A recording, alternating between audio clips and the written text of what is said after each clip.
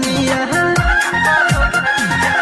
सखी का राति के रोज रोज करे ले खटनिया कहेले निक बॉडी लगा दर धनिया कमर से कमर दिया काट बारे कहुआ हाट रे सखी बड़ा टूटेला करी हैया ए सखी दर्द करेला करी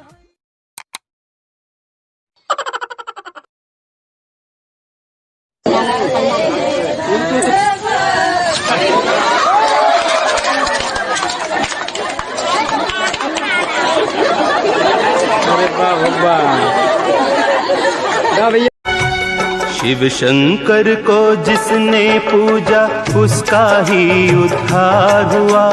शिव शंकर को जिसने पूजा उसका ही उद्धार हुआ।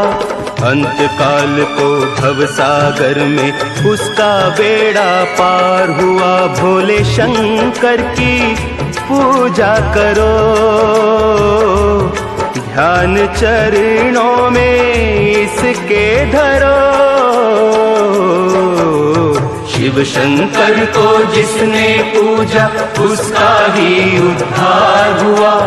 शिव शंकर को जिसने पूजा उसका ही उद्धार हुआ। अंतकाल को भवसागर में उसका बेड़ा पार हुआ। भोले शंकर नशा शराब में होता तो नाचती बोतल,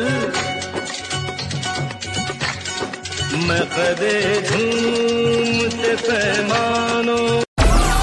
Download Moj. You can buy a house, Yeah. but not a home. Yeah. With money, you can buy a clock, Yeah. but not time. Wow. With money, Wow. you can buy a bed, Yeah. but not sleep. Yeah. With money, you can buy food, but not appetite. With money, you can buy a doctor, but not good health. With money, you can have insurance, but not safety. And this is the problem that we all have. There are things that you cannot buy with material wealth, with money.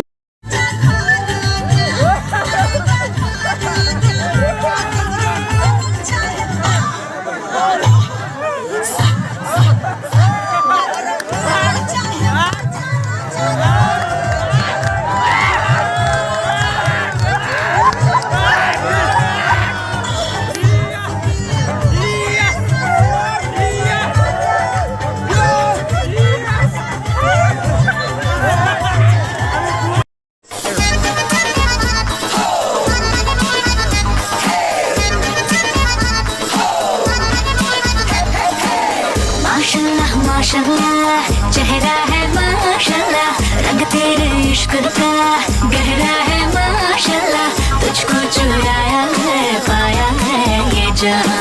एक बात सोच लिया आमिर मैंने, क्या? अपनी बीवी से दहेज ना लूंगा। बिल्कुल सही सोचा है यार तूने। मैं भी नहीं लूंगा अपनी बीवी से दहेज, उसके बाप से लूंगा।